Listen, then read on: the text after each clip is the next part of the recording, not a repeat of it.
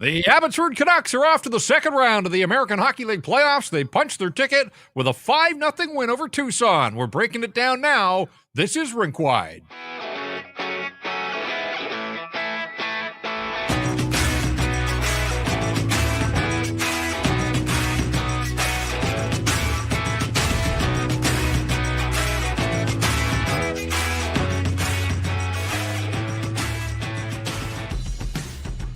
And we welcome you inside the Rink Wide studios on this Saturday night. It was do or die for the Abbotsford Canucks, the higher seed, with home ice advantage in the opening round of the American Hockey League playoffs against the Tucson Roadrunners. Abby got the first one. Tucson bounced back the next night, and so it boiled down to one game, winner take all, and it was all Abbotsford. Congratulations to the Abbotsford Canucks, full value for the 5-0 victory, 5 different goal scorers, special teams, a huge factor in this hockey game and throughout this series. And really a no-doubter as Abbotsford skated circles around Tucson, shooting them 39-21, so they got 39 shots on goal for the second straight game, and where they struggled to convert offensively the other night, made no mistake in this one, and led by scores of 1-0 after one period, extended that to 3-0 after 40 minutes of play, added a power play goal midway through the third, and then after about 6 or 8 attempts into the empty net, eventually Phil DiGiuseppe found the range with his first of the series, and that was the one that sealed the deal, even though I don't think the result was in question at that point any longer. But with 3 minutes to play, DiGiuseppe into the empty net, 5-0 Abbotsford. And the Abbotsford Canucks will now move on to face Coachella Valley in the second round of the playoffs. Coachella Valley is Seattle's American Hockey League farm team, a team that got to the Calder Cup Championship Series last year before falling short against Hershey. So Coachella Valley's had some playoff success in recent years, and maybe this is one way to build up the Vancouver-Seattle rivalry is at the American Hockey League level so that when guys get to the NHL, they got a little history baked in to it all. So we will look ahead a little bit with Dave Hall from Canucks Army. He's going to join us as he has on every one of these Rink Wide Abbotsford editions. And we'll get to Dave coming up momentarily. But a couple of things before we do that. First of all, Rink Wide brought to you in part by Bet365. And it's a Saturday night. People are happy. It's been a good night for Canucks sports and entertainment. The Vancouver Warriors won their single elimination playoff game, beat Rochester 15-10 at Rogers Arena. So they're moving on to face Buffalo in the next round. And as we said, out in the Fraser Valley, the Abbotsford Canucks took care of business with the 5-0 win to dispatch the Tucson Roadrunners. If you want in, and lots of people in the chat with us here, and we appreciate all of that. If you've got a thought, a comment, a question that you want read here on Rink Wide, hit us up with a super chat. Our charity partner all season long, the BC Mental Health Foundation, changing the face of mental health and addiction by supporting breakthroughs in care, public understanding, research, and knowledge exchange. Abbotsford played hard all season. We all know the story down the stretch with the 13-game win streak, 14-game point streak, and you didn't want to see them let that get away and go for naught, and ultimately it didn't as they protect home ice. And so they do advance, and they'll get a chance to extend their season. Now, again, we'll talk a little bit more about what is to come. But on this night, Tristan Nielsen opened the scoring on a pretty three-way passing play. Archdeep Baines and Max Sasson getting the assist. Sasson making the play deep in his own zone. In fact, behind the net, breaks the cycle and takes the puck, turns on the jets, wheels up ice, and then dishes off to Baines, who finds Nielsen on the right side, and he made no mistake, snapped it home. Opened the scoring in the series opener, first goal of the series, and he opened the scoring in this one, did Tristan Nielsen. So 2 goals for him, both of them opening the scoring. Chase Waters really broke this game wide open. A short-handed goal just 46 seconds into the second period. So even though Abbotsford had dominated the opening 20, outshooting Tucson 20-5, they just had the one goal to show for it. And we all know the story the other night about Jackson Stauber stopping 38 of 39. And you wondered, was it going to be more of that? No. The answer is no, it wasn't. As Chase Waters, some great work by Ty Mueller down low, killing the penalty, gets it in front. Waters with a nice little backhand move, and he stuffed it home, his first of the series. And at that point, it's 2-0, but it's not just 2-0. You've just delivered a dagger to extend your lead while Tucson's on the power play. So we'll talk more about special teams because they were big in this game. They were big throughout the series, and they really favored the Abbotsford Canucks. Max Sasson skated miles in this series. Didn't have a whole lot to show for it, just 1 assist through the first couple of games. But Sasson, nice work on the power play, tic-tac-toe, down low in front of the net, and he made no mistake. So he gets his first of this series. That made it 3-0, 6.5 minutes into the second period. And at 3-zip, you wanted to believe that the Canucks were in full control, but we all remember it wasn't that long ago. The Vancouver Canucks were down 3 in Dallas and roared back. And so comebacks are possible. And you saw Tucson earlier in the first game of the series. They were down 4-1 and chipped away, got it to 4-3, and actually had a penalty shot in the final minute of regulation of that series opener. So at 3-0, the Canucks are in full control, but there's still a lot of hockey to be played. Period end is at 3-zip, so 40 minutes in the books, and it's 3-0 Abbotsford, and then they extend that lead. Sammy Blais with his series-leading third off a face-off, all alone in the slot. Puck squirts free to him, and he made no mistake, pulled the trigger. All three of his goals coming on the power play. Blais from Carlson and Nielsen at 11-16. That was 4-0. And then, as we said, look, Tucson had nothing left to risk at that point. They got a power play with 8 minutes to go, pulled their goaltender. So a little bit of the old Patrick Waugh there, get the goaltender out. 6-on-4 power play. Abby was able to shoot the puck the length of the ice. They tried a bunch of times. Di Giuseppe hit the post on one occasion, but they could not find the range until there were 3 minutes to go, and Di Giuseppe into the empty net. That was it for the scoring. 5-0, the final score. So hats off to Manny Malhotra and the Abbotsford Canucks. They get the job done. They take the series 2-1, and now they will advance. And we'll look at the American Hockey League playoff picture a little bit later here in the program. But I do want to get some of your thoughts in here. And, of course, I want to get to Dave Hall from Canucks Army as well. Hutcho in the chat's asking, where was Lecker-Mackey tonight? We thought he was a healthy scratch, and that was a little concerning in an elimination game. But the Canucks insider suggesting that he was feeling the after effects of oral surgery. Now, we had noted he'd been wearing the full bubble stemming from some sort of incident late in the regular season, had been pretty ineffective in the series. So I wasn't shocked that he came out, but if it was a healthy scratch, I'm not sure that I loved that necessarily, but a little bit of context there. It sounds like this was injury related, and Christian Wolanin got hurt late in game 2. He didn't play either. So, the Canucks, didn't have full roster, but they certainly had enough to get through in this hockey game and on to round 2 now of the American Hockey League playoffs. Rink Wide, a presentation of the Pacific Toyota dealers. And they want to tell you about the Toyota BZ4X, 100% electric vehicle. By the peace of mind of knowing it's a Toyota and that spark of joy you get when you pass a gas station, knowing that you don't have to stop. The added perk of being able to access HOV lanes when driving an EV, even when you're alone in the vehicle. It's got all sorts of storage room, cargo capacity, the kids, the dogs, the sporting gear, whatever you've got, it can fit inside the BZ4X. And it can handle any terrain, so you can take it from the city to the slopes or wherever your life takes you. When you choose the BZ4X, you can get up to $6,500 in rebates and incentives. And now you can finance a 2025 BZ4X from 0.99% APR for 36 months. Visit shoptoyota.ca or your local Pacific Toyota dealer today. All right, let's bring in Dave Hall. Canucks Army. He has followed this Abbotsford team all season long, covers the prospects for Canucks Army as well, and he's joined us in the first couple of nights, and he is back for more. Dave, they have punched their ticket, and they were full value for it. They weren't going to let Jackson Stauber ruin their party for a second straight game. Took them a little while to get going in this hockey game, but once they got revved up, there was no looking back.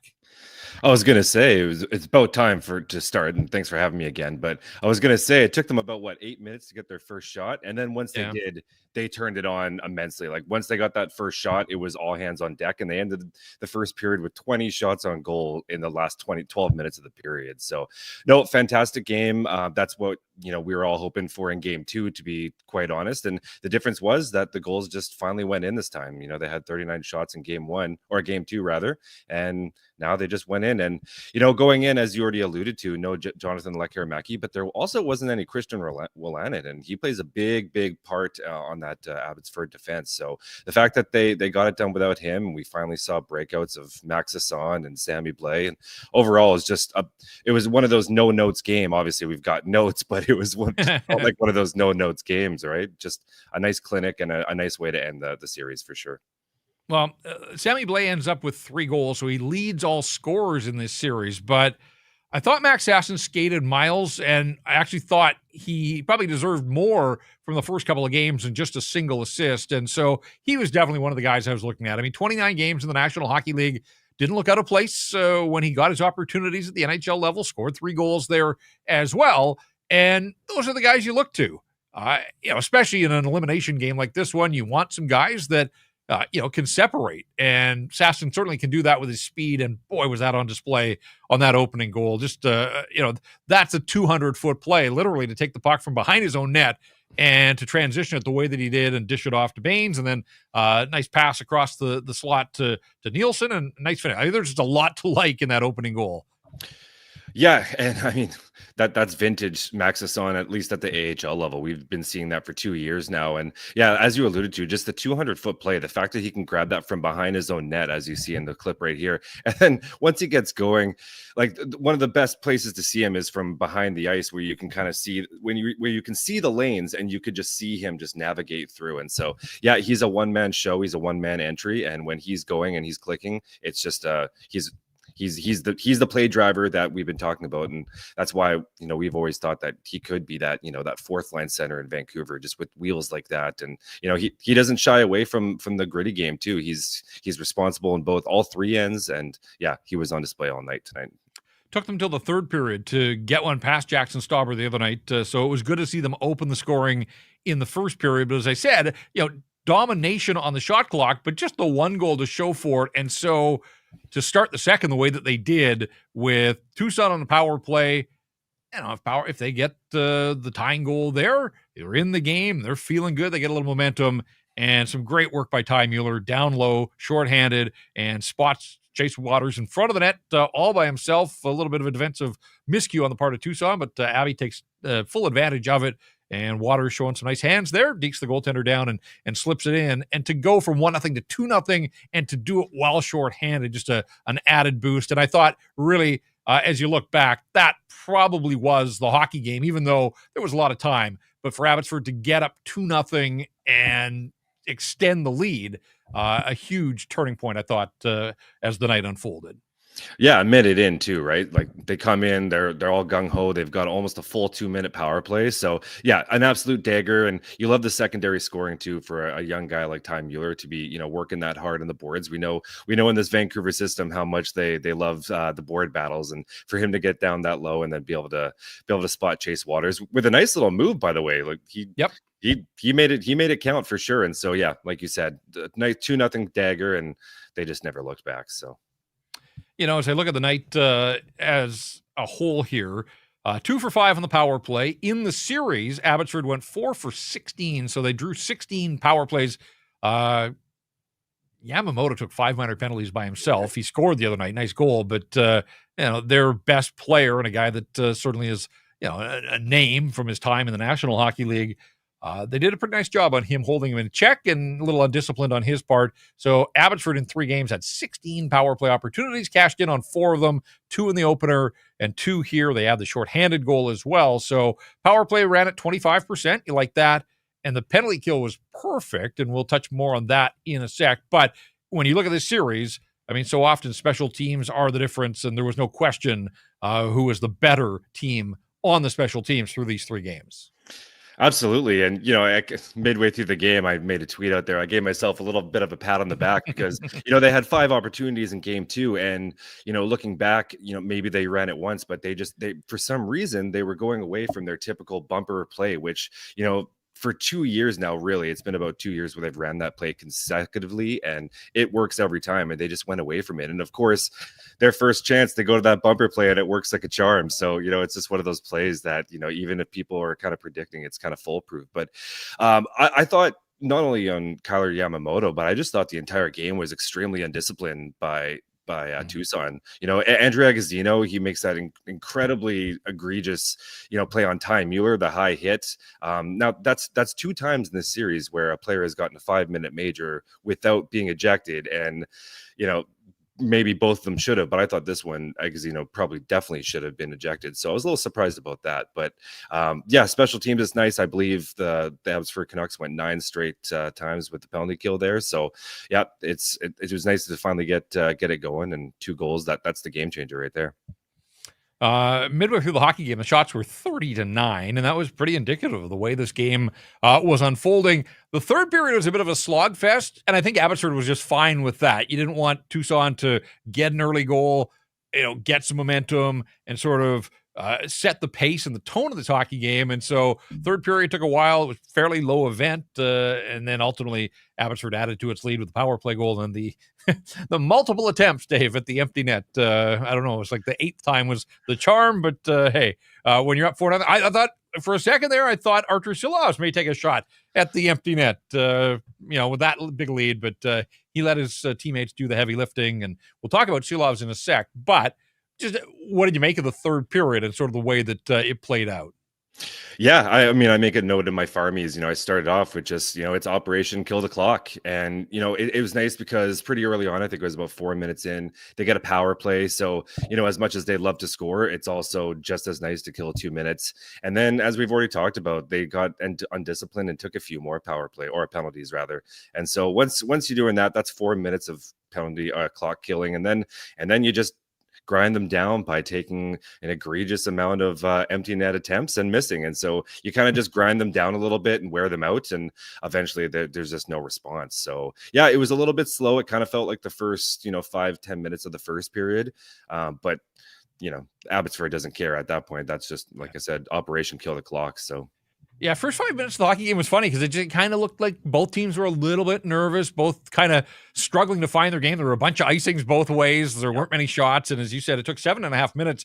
I think it was Victor Mancini just kind of floated one from the right point. That was the first shot on goal, a can of corn for Jackson Stauber. But then there was a scramble a moment later where there were like 4 or 5 shots. All of a sudden, Abbotsford went from 0 to 6 shots in the blink of an eye. And then they were off and running. And I tweeted after the first period the shot chart, and when you see it, just the visual representation, like they were shooting from everywhere. And again, it took them a whole bunch. I think they scored on their 33rd shot the other night. So they wanted to test Jackson Stauber, and ultimately they did. And in the end, they were able to get pucks past him, and Tucson couldn't get one past Arturs Silovs. And Dave, I don't know about you, I think this was a big night for Arturs Silovs. I know we talked about the decision. They come back to Arturs Silovs. He plays all 3 games in this series, but when you think of the way his season went at the NHL level and the fact that there was some pressure on the higher seed here, home ice advantage, you can't allow a bad one, particularly early, to sort of set the tone. And so, while Arturs Silovs wasn't terribly busy, there were a couple of saves in there at 2-0 off Sokolov. He flashed out his right pad, I thought, made a nice save if they scored there. Now Tucson's on the board, but they didn't.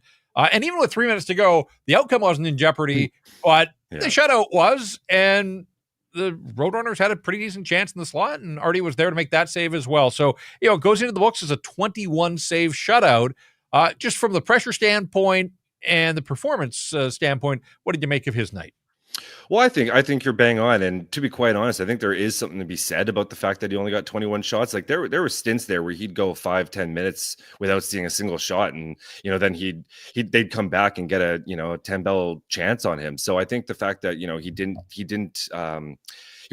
wasn't engaged the whole game. I thought it was awesome of him to be that responsible in the net. And you got to wonder if last year he's doing the same thing just with Connor McDavid and Leon Draisaitl. It's nice to have that experience in the wheelhouse. So yeah, I think it's a big night. I think it's a big night for fans, and it has been a bit of an up and down season for him, especially at the NHL level. And so I think this is a really big night. It is Saturday night, so it is an arty party night, and I just think it's good for the fan base to get to rally behind him. 2 of 3 wins rather, and 21 save shutout. Love it. And you talk about the fans, they were into it at the end, 5,638. So glad to see that bumped up by 1,600 over the game 2 attendance, and not quite close to capacity, but they're going to get more hockey out in the Fraser Valley. This much we know, and this is interesting, and I'm not sure that the casuals that are checking out the Abbotsford Canucks really for the first time may understand the way that there are a lot of moving parts to the American Hockey League playoffs, just from the Yes. difference in the number of games per round, the number of teams involved, but also the team now that is the higher seed. So this is Abbotsford. They finished second. There was an upset that San Jose's farm team knocked off the LA Kings farm team. And so now the second round in the Pacific is set. It's going to be Colorado, the division winners. They had a bye. So they'll get San Jose. And now it's Abbotsford against Coachella Valley. Best of 5 series. The higher seed gets to pick whether they want to start with 2 at home or have the final 3 on home ice. And apparently, Abbotsford's already put out a tweet that they will host the final 3 games if necessary. Wednesday, May 7th, Friday, May 9th, and Sunday, May 11th.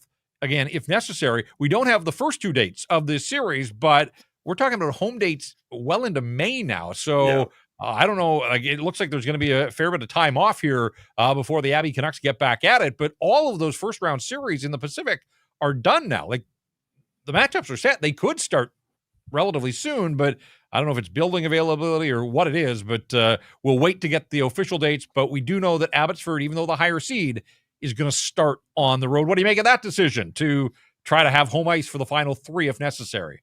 Well, for starters, you can't make this up. And the big issue, especially if you're trying to tweet this stuff out, you only have a certain amount of characters. So try to explain how all the intricacies of the AHL playoffs, it's impossible, to be quite honest. But yeah, I don't know about you, but I think that's the way that you have to do it. You know, you ease into the series with the first 2 games, and then you get backed up by the home crowd for the last 3, just like this full series. So I think that's the only way to go. I think that's a smart decision, and I'd be shocked if any team that was picking wouldn't pick that option, especially with all the travel mixed in as well. Did you see this? Jacob Lazar, our producer here, pointed out that the Ontario Reign, the LA Kings farm team, they were the higher seed against San Jose. They were bumped out of their own building like an hour outside of Los Angeles, Ontario, California. There was a Disney ice show this week.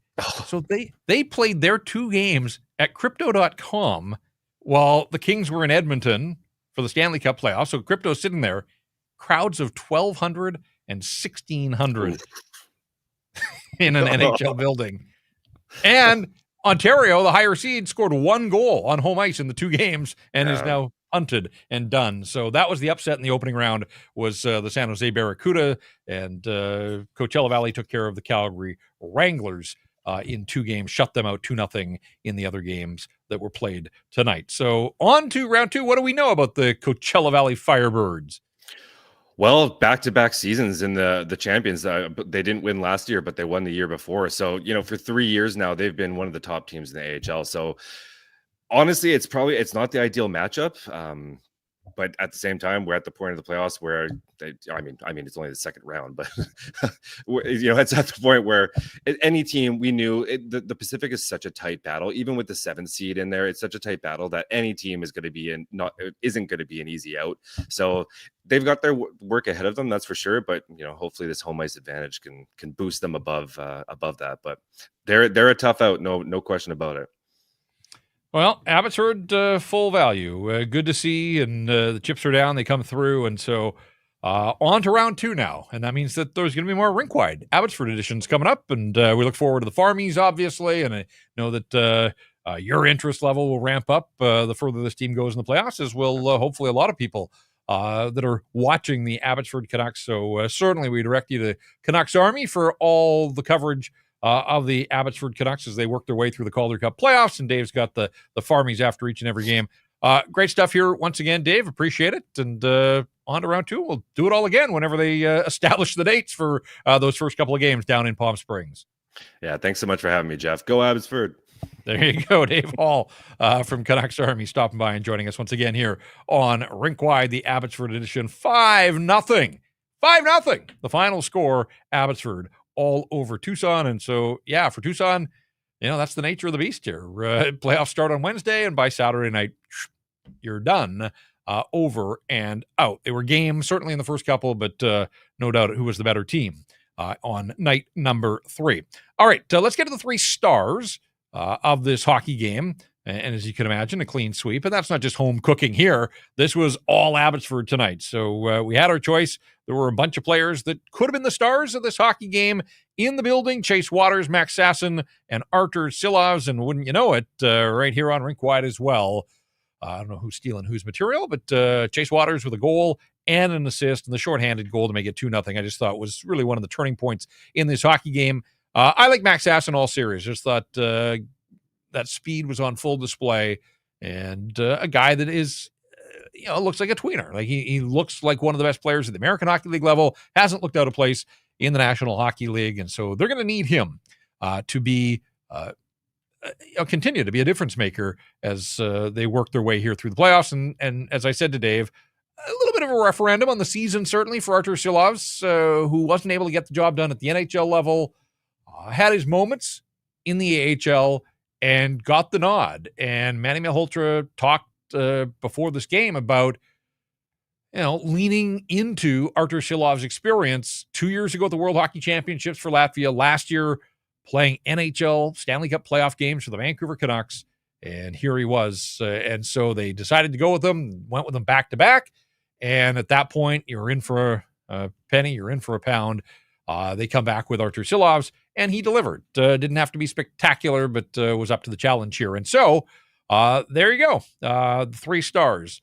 Chase Waters, Max Sasson, Arturs Silovs, with some honorable mentions going to Arshdeep Bains, who had a couple of assists. I thought Tristan Nielsen played well throughout the series and played well in this game as well. The 3 stars are a presentation of Greta Bar, YVR, which was home to all of our Canucks Army watch parties throughout the National Hockey League season. Already looking forward to setting up shop there and bringing you more opportunities to get together with other like-minded Canuck fans. Don't think we'll do it in the playoffs here, but hey, you never know. If Abby gets super deep, we shall see. But next season for sure with the Vancouver Canucks, we'll get back to Canucks Army watch parties, Greta Bar, the big screens, the arcade games, that street food menu. They've got weekly drink specials as well. Greta Bar, the place to be, 50 West Cordova. Greta Bar, let the games begin. And Jacob Lazar is doing a little homework here. We've got the dates now. And there you go. We've got them on the screen. The first 2 games will go Thursday and Saturday. So this coming Thursday, and then a week from tonight, and then there's a bit of a gap, and then Wednesday, Friday, and Sunday. Obviously, Friday and Sunday are if necessary, but certainly there will be at least one more game in this round at the Abbotsford Center, and we'll see. If you're Abby, you made the decision. You want the home ice at the back end of the series, so get down to Palm Springs. Try to get both of them down there, but certainly try to get the split. And if you get the split, then you've got an opportunity to come on home and make the most of home ice advantage. So, all right, just like that, we already know. Thursday, so a couple of days off here for the Abbotsford Canucks, and then they'll probably travel on Tuesday, although in the American Hockey League, maybe they travel Wednesday, although I would think they would want to get a practice in at the Palm Springs at the rink down there, and then get ready to go on Thursday. And we're going to continue to do this here on Rink Wide. We're in for the full pull. As long as they're playing playoff hockey, we're going to bring you Rink Wide, the Abbotsford playoff edition. So we'll be back at work on Thursday as well. Let's get to the stat that stands out, because I think, and we touched on this with Dave, and the stat that stands out is brought to you by Resurrection Spirits, and they're all about bogey juice these days. But and this really is a stat that stands out. Abbotsford's penalty kill went 11 for 11. More than that, though, they scored the shorthanded goal tonight. So the penalty kill was net +1. In a playoff series, you'll take that all day, every day. Kind of like the big league team, where the penalty kill became a strength of the Vancouver Canucks. The Abbey Canucks getting the job done, and credit to, really a team effort. It's not one or two guys. You need your goaltender to step up in those situations, but you need others. And, Victor Mancini played a ton again. We talked about him the other night. Had one opportunity in the second period where he took the puck in the high slot, deked around a couple of guys. He looks confident at the American Hockey League level with the puck. Certainly a little more confident there than at the National Hockey League level, but that's all part of development and growth. And so they lean on him a lot in this at this level. And I thought he performed well. And then you've got, veteran guys, sort of the quiet performers like Guillaume Brisebois, Jet Wu, just steady, doing their thing. And again, they had to play without Christian Wolanin, and I don't know the extent of the injury, but we'll see with this time off before the next series if that's enough time for Christian Wolanin to heal up and get ready to go, because they certainly can use his veteran presence in pretty much all situations, but certainly out there on the power play. That stat that stands out, penalty kill. Knock on wood that it can keep going for the Abbey Canucks, but it was a huge part of this first round playoff series victory. Stat that stands out, brought to you by Resurrection Spirits. And again, we're talking about Bogey Juice here. It's crafted with a tantalizing blend of crisp apple flavoring and kickin' ginger for that refreshing zing. Every shot of Bogey Juice, like a hole-in-one for your taste buds, sweetened to perfection with simple syrup and made even smoother with top-shelf vodka. It's the only juice that's guaranteed to make your golf buddies beam with envy despite the score it refers to. Check out bogeyjuice.com for more info. And right now, you can use promo code SP15 for 15% off Bogey Juice product and merch. Hard turn here. I do want to take a moment to acknowledge that it's been a tough night in the city of Vancouver. If you're watching the live stream, you may have seen the horrific incident that took place at 49th and Fraser earlier with a car plowing into a street festival, and we know that there have been casualties, and so really there isn't much that I can say other than just your heart goes out to everybody in those situations, and the ones that have been wounded. Hopefully they can recover, but we do know that there have been some casualties. So I see people in the chat talking about it and wondering why we're not talking about it. It's a post-game hockey podcast. It's not really our lane, but it is our city, and we do certainly want to acknowledge that just sounds like a terrible tragedy taking place on the east side of the city of Vancouver tonight. Out in the Fraser Valley, a better scene, obviously. 5-0 Abbotsford takes care of Tucson, so the Roadrunners, beep, beep, they are gone from the American Hockey League playoffs, and the Abbey Canucks are moving on. We should mention as well, I mean, this could have been the stat that stands out as well, but the 20 shots that Abbotsford had in the first period, a season high. So timing was good. They meant business. They, again, both teams, I think, you get to an elimination game, you don't want to make any sort of mistake that's going to put you behind the 8 ball. So a tentative start, but once Abbey got rolling, there was no looking back at that point. And so really, 20 shots on goal in the first period, but they didn't have a shot for the first 7.5 minutes. So you do the math there, 20 shots in the final 12.5. They were peppering Jackson Stauber, who was terrific the other night, but unfortunately for Tucson, can't do it alone. And look, if your team doesn't score, you're certainly not going to look at the goaltender. There are other guys that had to perform who did not in this one. But this is, we're focused on Abbotsford, so we won't worry too much about the Tucson Roadrunners.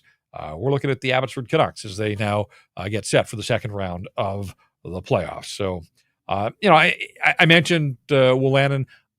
I don't know the extent of Lekkerimäki and the oral surgery. We just know that he's been wearing the bubble.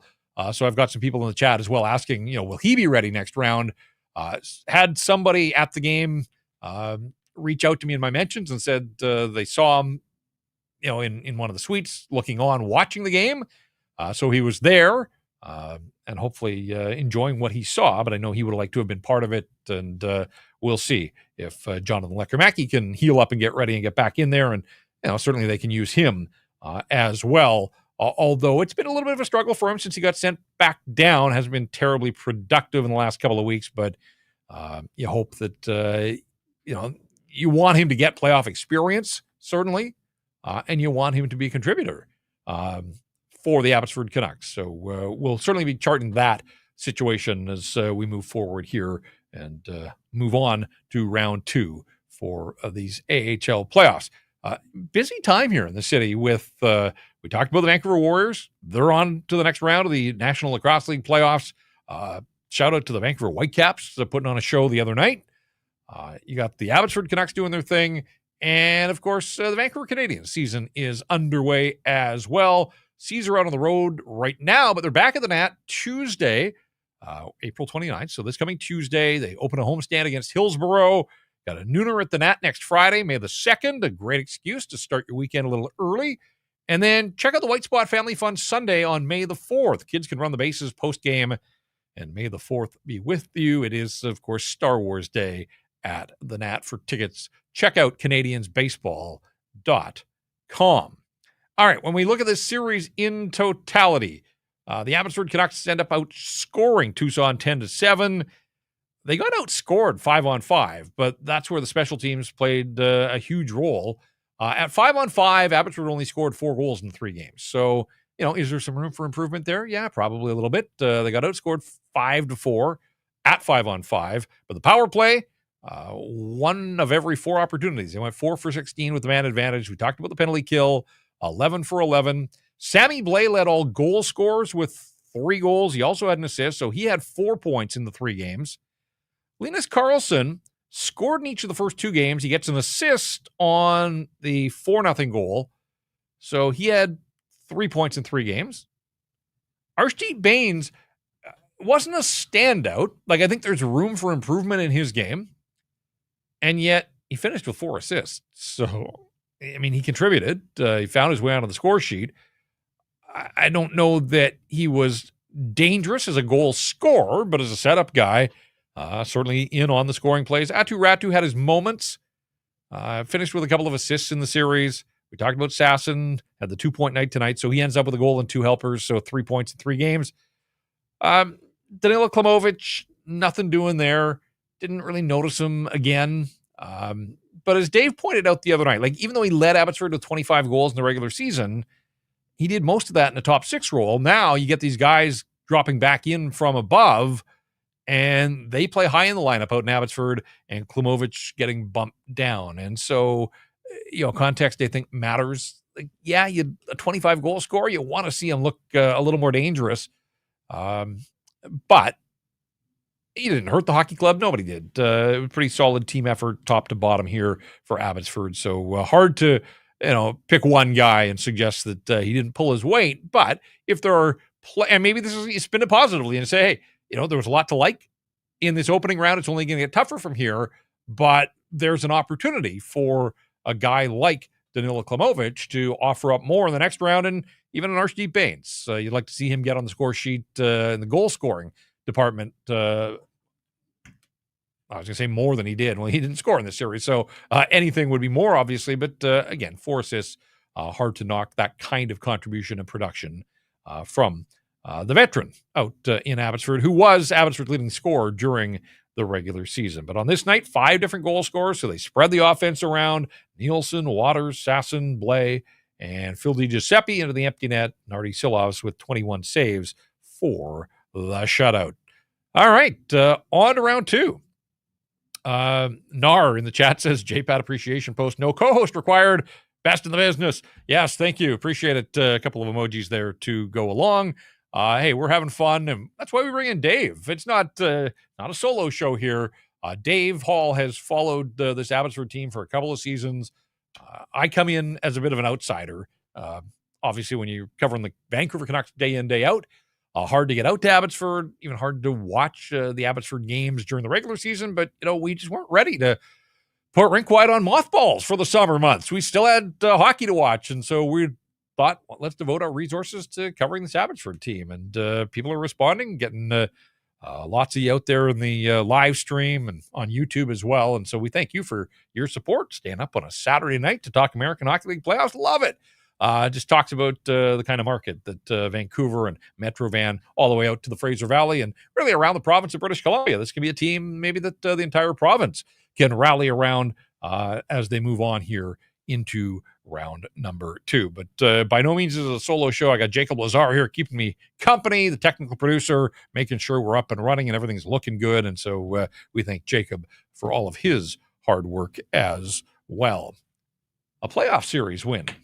We saw one of those last year from the Vancouver Canucks when they beat Nashville. Obviously got to Game 7 against the Edmonton Oilers, but weren't able to pull that one out.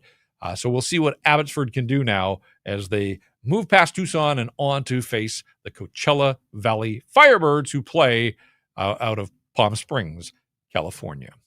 All right. There's going to be a couple of days here before these playoffs heat up again. Obviously, we're all wondering about the status of Rick Tocchet as the head coach of the Vancouver Canucks. We'll be charting that as we move along. And as we say at the end of every Rink Wide episode, it's not just Rink Wide under the Nation Network banner here. We got Canucks Convo, Quads and Harm doing their thing all season long, and they'll continue here into the offseason, Sakaris and Price as well. So as news develops in the offseason for the NHL team, we will be all over it. But once again, I direct you to Canucks Army because it's not just Vancouver Canucks news there.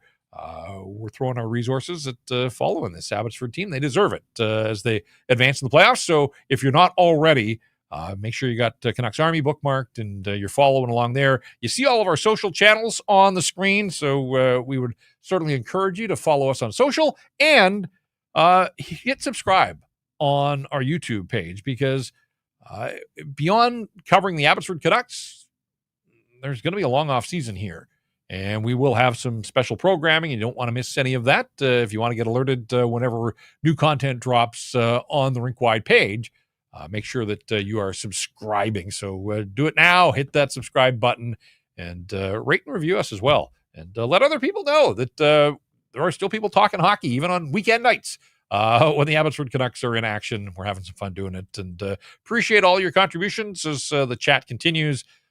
So make sure you're back with us when the next round begins. That is, again, on Thursday and Saturday in Palm Springs, and then back here Wednesday, Friday, and Sunday with the Friday-Sunday games, if necessary, a best-of-5 series in the second round of the American Hockey League playoffs. Good win by Abbotsford. They take care of business in front of 5,638 fans at the Abbotsford Center. So congrats to Manny Malhotra and his Abbotsford Canucks. They are moving on. And we'll be there every step of the way. So that is going to do it for this episode of Rink Wide. Thanks to Dave Hall. Thanks to Jacob as well. My name is Jeff Patterson, and thanks to you, the viewers and the listeners. Without you guys, we're nothing. We do it for you. So we're great to have you with us, and we're already looking forward to the next one coming up on Thursday. But that is going to do it for this episode. You have been listening and watching Rink Wide Abbotsford.